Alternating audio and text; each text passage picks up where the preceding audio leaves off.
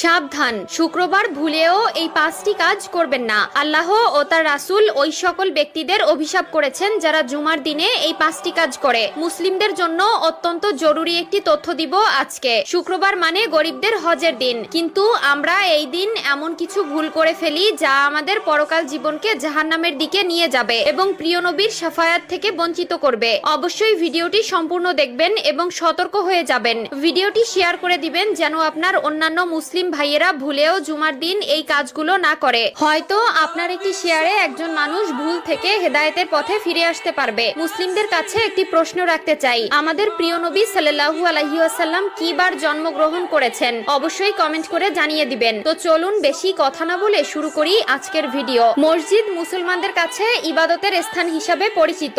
এরপরও আমরা মসজিদে এমন কিছু কাজ করে থাকি যা মসজিদের পবিত্রতা নষ্ট করে। তাই মসজিদের পবিত্রতা